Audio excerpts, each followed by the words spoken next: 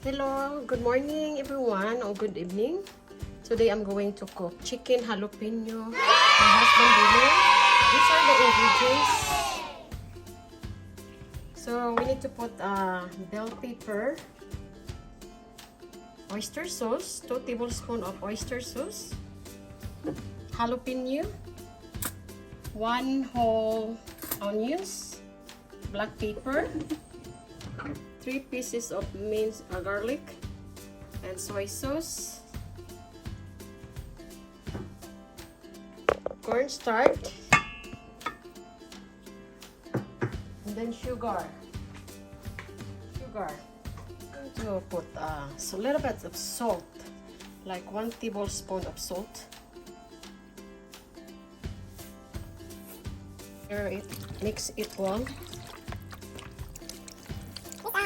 So everyone, let's start. We need to put the 2 tablespoons of oil.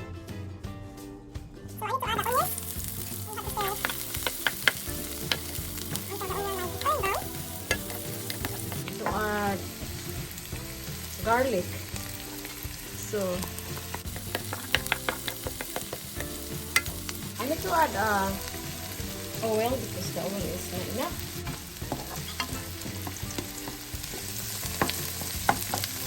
So make sure the onions and the garlic turn brown before you put the chicken. Burn, so I need to put the chicken. I slice it with the small pieces.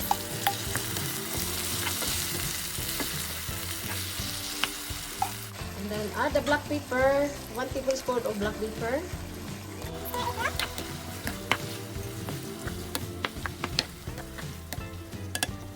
And then simmer it. So simmer it, the chicken until the chicken is turned a little bit brown. So now we're going, the chicken is cooked. So we need to put soy sauce. I don't put salt because I already put the soy sauce. Salt. Oysters, 2 tablespoons of oyster sauce.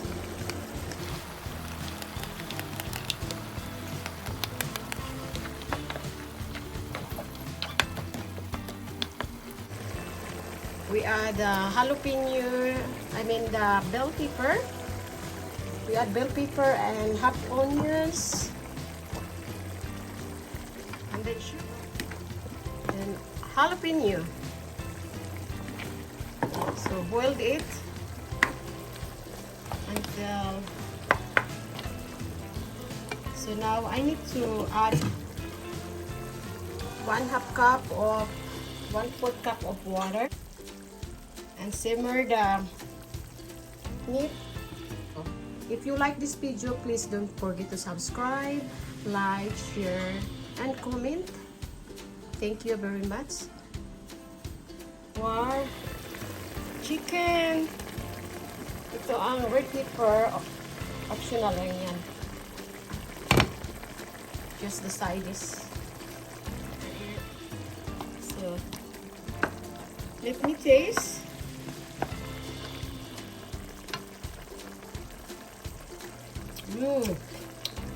That's very good. So now last we are going to put the 1 tablespoon of cornstarch with the 1 tablespoon of water, and then stir it, and the food is ready. Now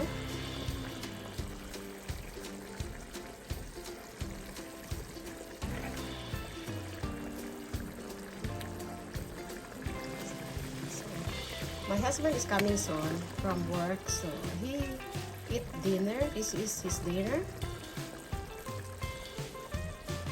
It's very good, spicy. You have to try this, guys. You have to try. Very good, very good. So you can see the description and how to cook chicken jalapeno.